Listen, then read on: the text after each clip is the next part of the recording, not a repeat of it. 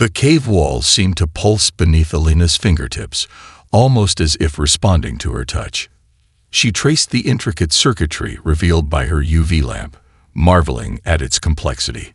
"This shouldn't be possible," Y whispered, adjusting his glasses as he scanned the patterns with his portable spectrometer. "These pathways appear to be some kind of superconducting material, but it's embedded directly into the stone. Carbon dating puts these rock formations at over 15,000 years old." Captain Santiago maintained her vigilant stance at the tunnel entrance, her hand never straying far from her sidearm. "We're being watched," she said quietly. "I can feel it." Carlos nodded in agreement, his weathered face solemn in the blue glow of their equipment. "My grandfather spoke of the mountain that breathes. He said only those with pure intentions would find what lies beyond the veil."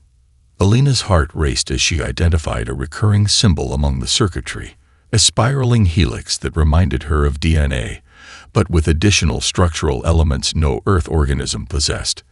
The same symbol appeared in ancient petroglyphs across multiple continents, dismissed by mainstream archaeology as coincidental similarities in primitive art. "I need more light here," she called, her voice echoing strangely in the chamber. The echoes returned distorted, as if passing through spaces that shouldn't exist within the mountain's physical dimensions. As Y directed his high-powered lamp toward the section Alina indicated, the entire wall shimmered. What appeared to be solid stone now revealed depth, like looking through a window slightly obscured by dust. "It's some kind of interface," Alina breathed, reaching toward the central helix symbol. "These aren't decorations, they're control mechanisms." Santiago stepped forward. "Dr. Rice, I strongly advise against touching unknown technology." "This is why we came," Alina replied, her fingers hovering centimeters from the surface. 20 years of research, ridiculed by every academic institution. If I'm right, this changes everything we know about human history." Carlos placed a hand on her shoulder. "My family has protected this place for generations, but the legends say it chooses who may enter. The decision was made for them when Way's equipment sparked unexpectedly. A surge of energy coursed through the circuits in the wall, illuminating the entire pattern in brilliant azure light. The helical symbol began to rotate. "System activating," Way said, checking his readings. "It's drawing ambient energy from everywhere. Impossible energy conversion rates." The stone beneath their feet vibrated as hidden mechanisms awakened from millennia of dormancy. A seam appeared in what had seemed solid rock, widening to reveal a perfectly smooth tunnel extending downward at a gentle slope. "We need to alert the university," Wei suggested, already reaching for his satellite phone. Alina shook her head. "Not yet. Remember what happened with the Nazca discovery? Military containment, classified research, years before any academic access. We document everything ourselves first." Santiago frowned. "My orders are to report any significant findings immediately." "To who exactly?" Alina challenged. "The same people who buried the anomalous readings from the Antarctic expedition. The world deserves to know what's down there." A soft humming emanated from the newly revealed passage, accompanied by gentle pulses of light that seemed to invite them forward. Carlos stepped toward the opening, his expression one of reverence. "My people have waited centuries for this moment. The sleeping gods awaken." Alina checked her equipment one final time and made her decision. "We go down. Together. Whatever built this has been waiting a very long time for someone to find it." As they stepped into the passage, the entrance sealed behind them with a whisper, leaving no trace of its existence on the mountainside. The holographic Guardian Prisma circled the team with cautious interest, its translucent form shifting through spectral hues as it studied them. Alina remained focused on establishing communication, sketching increasingly complex mathematical concepts, while White translated their verbal responses into musical tones that seemed to resonate with the entity. "The pattern recognition capabilities are extraordinary," Y whispered to Alina. "It's learning our language exponentially faster than any AI we've developed." Prisma halted abruptly, hovering directly before Carlos. The guide stood motionless as the hologram extended a six-fingered hand toward the amulet around his neck. The pendant, passed down through generations of his family, glowed in response. "Caretaker lineage detected," Prisma announced, its voice now a melodious approximation of human speech. "Genetic markers confirm authorized descendant status." Captain Santiago tensed. "What does that mean?" Carlos touched his amulet with reverence. "My ancestors, they weren't just watching the city. They were chosen by its inhabitants." Prisma's form solidified, becoming more defined. The caretakers were entrusted with preserving knowledge of Lumina until the Xaltharians returned. "Your bloodline has maintained this duty faithfully." Alina stepped forward. "Can you show us more of the city? We have so many questions." "Limited access granted to caretaker and associates," Prisma replied, gesturing toward a previously invisible doorway that materialized in the crystalline wall. "Follow the illuminated path. Restricted sectors will remain sealed for your safety." As they walked the designated route, transparent bridges extended before them across vast chasms. Below, they glimpsed laboratories, living quarters, and gardens where bioluminescent plants still thrived in carefully maintained ecosystems. The architecture followed mathematical principles that seemed to defy conventional physics, structures balanced impossibly on delicate points, materials that appeared solid from some angles and transparent from others. Their understanding of spatial geometry makes our most advanced theories look primitive, Wei said, examining a floating staircase that reconfigured itself as they approached. Captain Santiago maintained professional detachment, but her eyes betrayed wonder. This technology, if it fell into the wrong hands. The Xaltharians anticipated such concerns. Prisma interjected, appearing beside them. "Knowledge transfer occurs based on demonstrated understanding of prerequisite concepts. You cannot access what you cannot comprehend." They entered a circular chamber with a pool of what appeared to be liquid silver at its center. When Alina asked its purpose, Prisma invited her closer. "This is the memory pool, a repository of sensory experiences. It allows limited exchange between different neural structures." "You mean we could experience their memories?" Alina asked, unable to hide her excitement. "And they yours," Prisma confirmed. The Xaltharians believed true understanding required more than data exchange. To know another species is to perceive reality through their consciousness. Wei approached cautiously. "Is it safe for humans? Our neurological structure might be incompatible." "The interface adapts to the participant," Prisma answered. "The caretaker bloodline was specifically chosen for neurological compatibility." Carlos stepped toward the pool without hesitation. "My grandmother spoke of dreams where she walked among the stars. I always thought they were just stories." "Not dreams," Prisma corrected. "Ancestral memory fragments, passed down through genetic markers the Xaltharians modified in your lineage." The silver liquid rippled as Carlos knelt beside it. When his fingers touched the surface, the entire chamber illuminated with projected scenes of a world with twin suns and impossibly tall crystal spires. The images reflected in his eyes as his expression transformed to one of profound recognition. "I've seen this place before," he whispered. "In my dreams since childhood, this was their home." Alina and Wei exchanged meaningful glances as Captain Santiago's hand drifted toward her communication device, then stopped. Whatever report she would eventually file, some things defied clinical documentation. The spherical archive chamber hummed with activity as Wei manipulated the holographic interface. Data streams coalesced into three-dimensional models of star systems, alien species, and technology beyond human comprehension. Alina stood transfixed as the history of an interstellar civilization unfolded before them. The Xaltharians were part of something called the Concordat, Wei translated, his fingers dancing through light patterns. 7 spacefaring species sharing knowledge while maintaining cultural independence. Alina studied footage of elegant ships traversing between worlds. They achieved interstellar travel over 30,000 years ago. Human civilization was still in its infancy. Prisma materialized beside them, its form more defined now that it had adapted to human perception. The Xaltharians considered Earth a protected observation world. Your species showed unusual cognitive development patterns. They were studying us, Captain Santiago asked sharply. Not as specimens, Prisma clarified. As potential equals. Few species develop abstract art before mastering basic metallurgy. Human creativity followed unique neural pathways.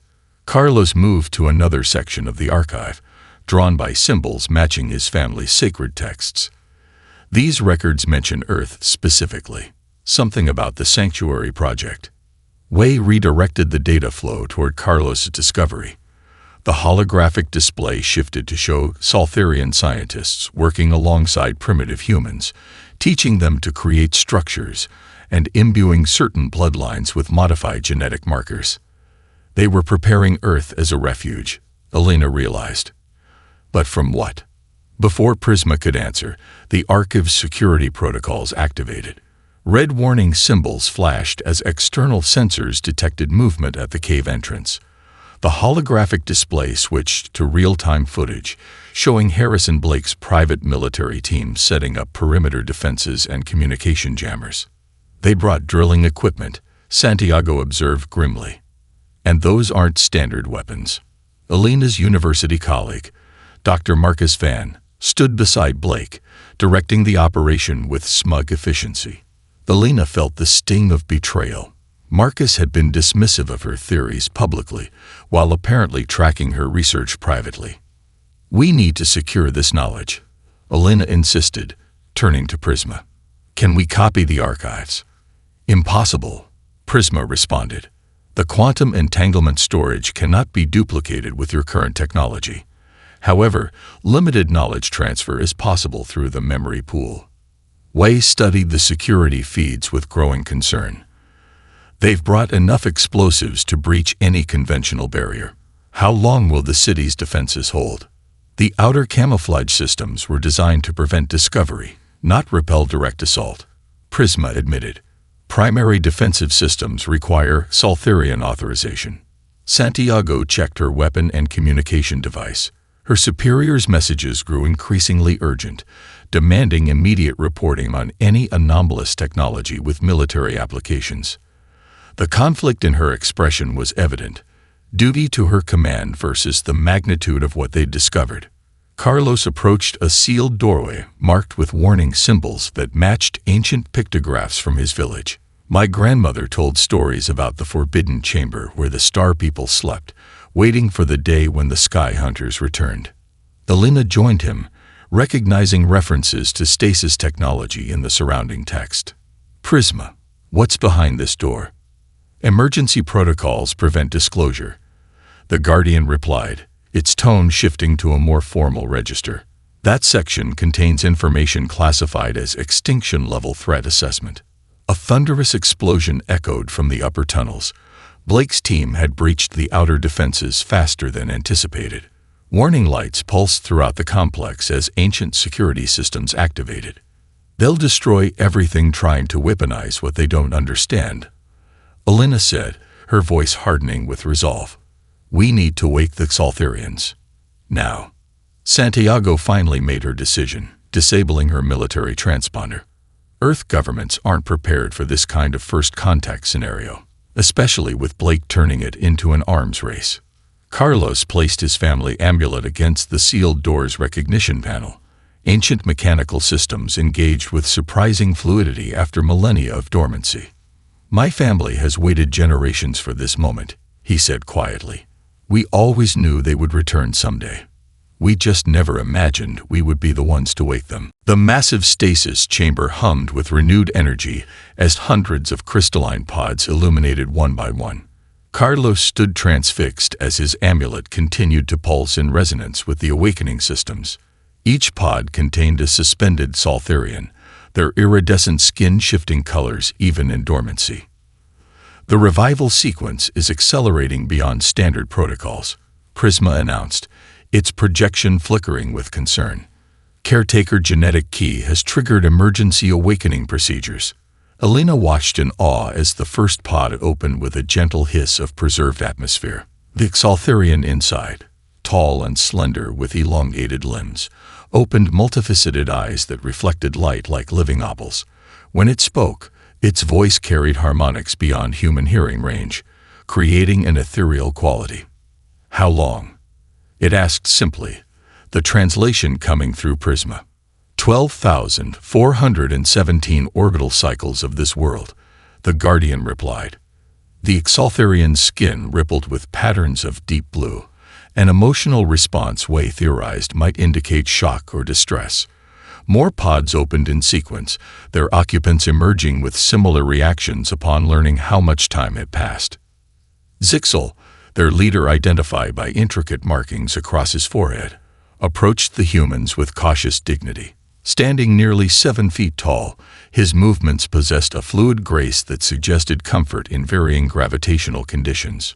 "You are the descendants of the primitive species we observed," he stated, studying them intently. "You have advanced considerably." Before Alina could respond diplomatically, an explosion rocked the upper levels of the complex. Prisma's projection stabilized long enough to display security feeds, showing Blake's mercenaries breaching the secondary defenses with advanced cutting tools. "Hostiles detected," Zixel announced, his skin shifting to aggressive crimson patterns. "Containment protocols authorize immediate neutralization of primitive threats."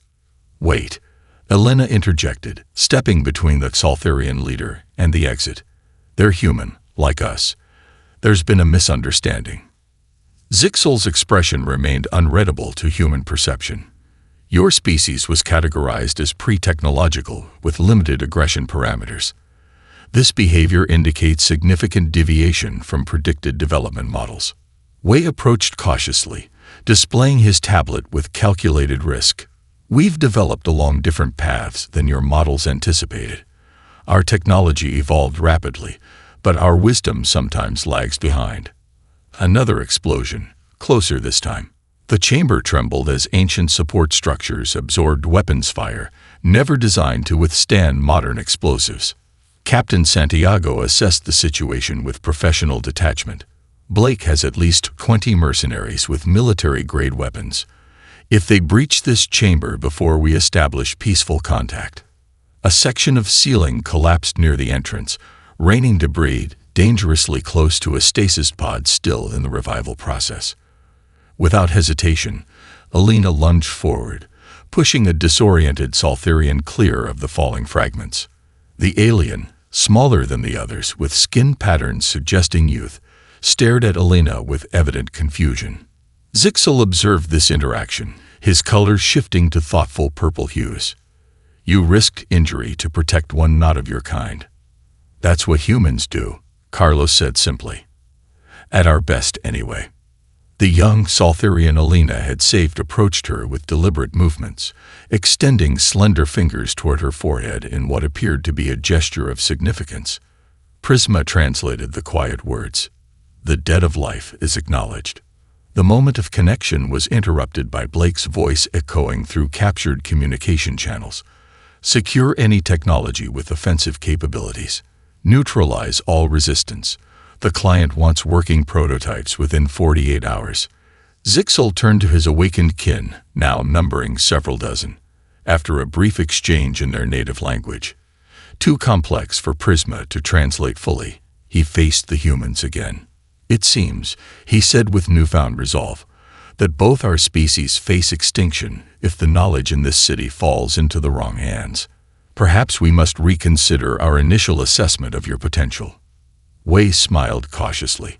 "I believe that's what humans call the beginning of a beautiful friendship." The central command chamber of Lumina pulsed with frantic activity as Xaltharian technicians reactivated dormant systems. Prisma's projection expanded across the curved ceiling, displaying real-time data from long-range sensors that had awakened with the city. The image showed a disturbingly organic-looking vessel approaching Earth's orbit, its surface rippling like living tissue.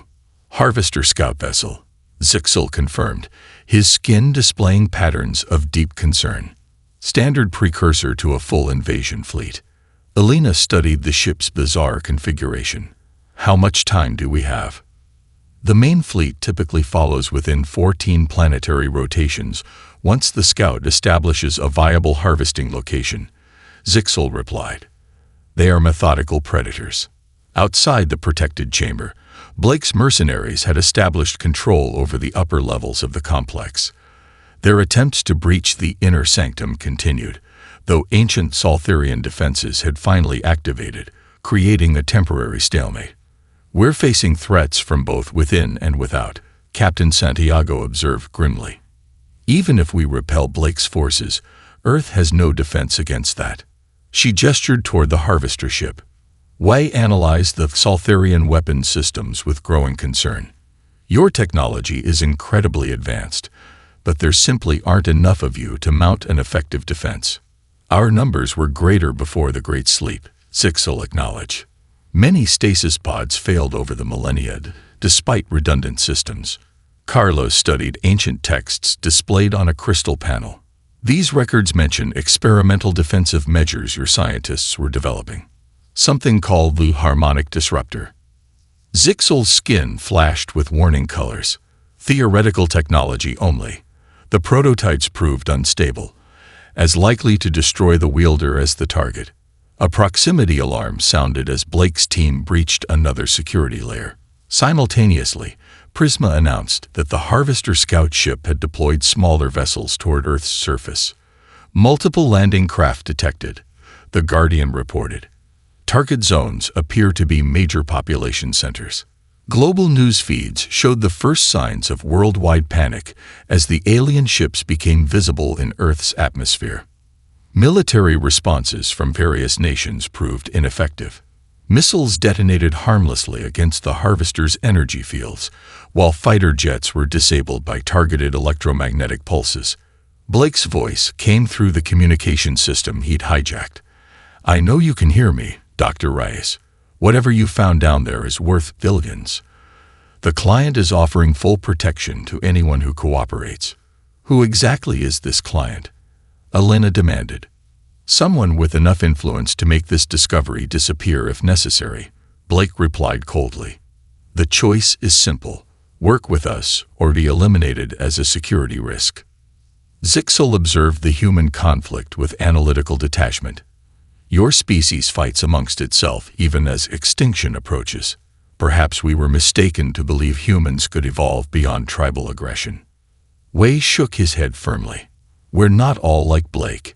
Humanity has its flaws, but we've accomplished incredible things despite them, or perhaps because of them. Elena approached the central console where Saltharian data on the harvesters scrolled in complex patterns. Something caught her attention. A recurring anomaly in the invaders' attack formations against previous worlds. They're perfectly coordinated, she noted. Too perfect. Their movements follow predictable algorithms, complex ones, but still algorithmic. The harvesters function as a hive mind, Zixel confirmed. Their neural network processes information with perfect efficiency. That's it, Elena exclaimed. Perfect is predictable. Humans are anything but perfect. We're messy, contradictory, and innovative precisely because we don't follow optimal patterns. Santiago immediately grasped the implication. You're suggesting we fight them with chaos. The Saltharians couldn't defeat the Harvesters because both species think systematically. Elena continued, excitement building in her voice. But human unpredictability, our creativity, our intuitive leaps, our willingness to try seemingly irrational approaches. That's something their hive mind might not be able to process. Zixel's colors shifted to contemplative blue. An intriguing hypothesis, but implementing such a strategy would require integrating human cognitive patterns with our technology. Then that's exactly what we'll do, Wei said, already pulling up schematics for the communication systems. We'll create hybrid technology that incorporates human unpredictability into Saltharian precision. Carlos smiled slightly. Perhaps this is why my ancestors were chosen as caretakers. They knew someday our species would need to work together. The first test of the hybrid communication system sent cascading errors through the Saltharian computers. Y frowned at the results while Alina recalibrated the interface, designed to translate human thought patterns into compatible commands. The randomization factor keeps overloading their logic circuits, Y explained to Zixel. Your technology expects precision. Our brains don't work that way. Zixel's skin rippled with frustrated violet patterns. Then perhaps integration is impossible. Not impossible, Alina countered. Just different from what you expected. That's exactly what we're counting on against the harvesters. Outside Lumina, the situation deteriorated hourly. The Harvester Scout ship had established beachheads in remote locations across Earth, building structures of unknown purpose from materials that seemed partly organic. Military counterattacks worldwide proved ineffective, with conventional weapons unable to penetrate the aliens' defensive fields. In the Atacama Desert, the largest harvester base took shape less than 200 miles from Lumina. Meanwhile, Blake's mercenaries had temporarily withdrawn to regroup after sustaining heavy casualties from the ancient city's automated defenses. Captain Santiago studied tactical displays with professional focus. They're building something. Energy readings are off the charts. Neural harvesting arrays, Zixel confirmed grimly. They're preparing to process large populations. Carlos returned from the archives with ancient scrolls that had been preserved by his ancestors. These contain accounts from survivors of previous harvester attacks. They described weaknesses my people observed during the last invasion. Your ancestors fought them before? Elena asked in surprise. Not directly, Carlos clarified. My people witnessed the Xaltharians battling the harvesters. The elders recorded what they saw in stories passed down through generations. Wei examined the scrolls with interest. These describe the harvesters having difficulty tracking targets that moved in spirals. That can't be right. Spiral motion defies standard predictive algorithms, Zixel acknowledged. It combines multiple vector changes simultaneously. Santiago's eyes lit with recognition. Like indigenous hunting tactics, my grandfather taught me to approach prey in spiral patterns. Animals expect direct approaches or simple curves, not continuous direction changes.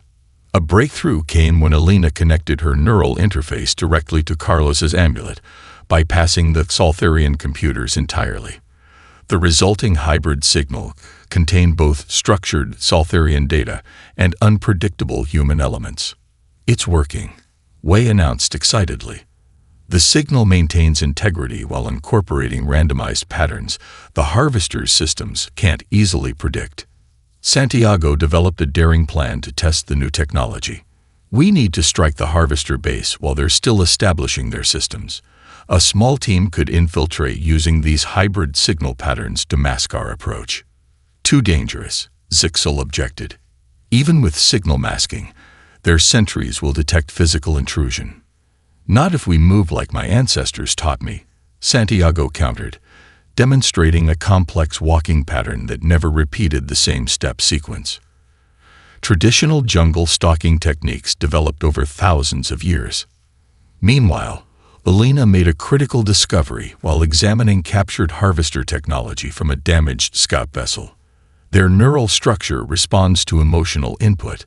They register human fear as a targeting priority. They're literally hunting our terror. Then we need to approach them without fear, Carlos said simply. Wei looked skeptical. How do you propose we do that? The memory pool, Alina replied, turning to Zixel. Could it be modified to temporarily alter emotional states, to suppress fear responses? Theoretically, the Xaltharian leader admitted, but such modifications were forbidden under Concordat law. Altering another species' emotional patterns was considered fundamentally unethical. We're past ethical debates, Santiago stated flatly. It's survival now. As they finalized preparations for the strike mission, an unexpected communication came through, from Blake of all people. His voice sounded strained, different from his earlier threats. Rays, if you're receiving this, they've taken my men. These things aren't here for technology or resources. They're harvesting people. Whatever you found down there, whatever you're planning, do it fast. The mission team assembled at Luminous Gateway. Santiago, Carlos, 2 Soltharian scouts, and, surprisingly, Wei, who insisted his technical expertise would be needed in the field. The hybrid technology isn't stable enough to operate remotely, he explained. Someone needs to make adjustments on site. Before they departed, Alina calibrated the final settings on their equipment. Remember, everything depends on breaking their patterns. Be unpredictable. Be human. The sky darkened over major cities worldwide as the Harvester mothership entered Earth's atmosphere, its massive organic mechanical form blotting out the sun. Smaller vessels deployed in precise geometric formations.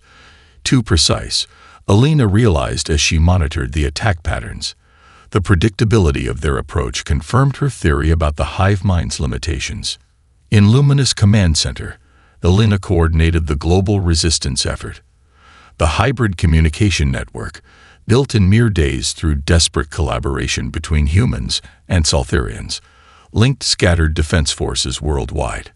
Instead of centralized command, Alina implemented a system she called Guided Chaos, providing strategic objectives while encouraging tactical improvisation. Don't follow standard military doctrine. She instructed military leaders across continents. The Harvesters anticipate conventional responses. Use local knowledge, cultural fighting styles, whatever makes your approach unique. Meanwhile, Santiago's strike team had penetrated the Harvester base in the Atacama, moving in spiral patterns while projecting emotional signatures that confused the enemy's sensors. They reached the central processing node undetected. Wei worked feverishly to interface their disruptor with the alien systems. Their architecture is partly biological, he whispered over the secure channel.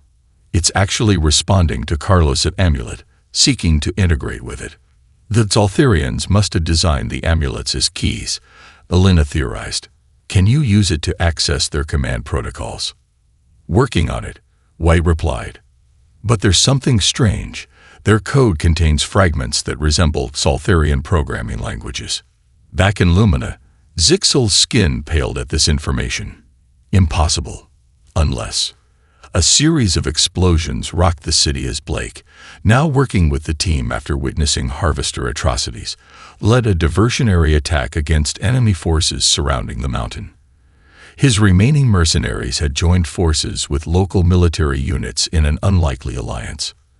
We'll buy you time. Blake's strained voice came through the comms. Whatever you're planning, do it now. In cities worldwide, the resistance implemented Alina's strategy. Indigenous warriors in the Amazon used hunting techniques passed down for generations to ambush Harvester collection teams. In Tokyo, dancers incorporated traditional movement patterns into combat, creating unpredictable attack vectors. Each culture contributed unique approaches that collectively overwhelmed the Harvester's prediction algorithms. Within the enemy base, Santiago's team reached the central neural node, a pulsing organic supercomputer that coordinated Harvester activities across Earth. Wei connected their disruption device, while Carlos positioned his amulet at the interface point. Initiating transmission, Wei announced. The effect was immediate and stunning. The hybrid signal, carrying elements of human music, poetry, and emotional imprints alongside Soltharian code, surged through the Harvester network. The organized attack patterns across the globe faltered as confusion spread through the hive mind. It's working, Alina exclaimed, watching enemy ships break formation.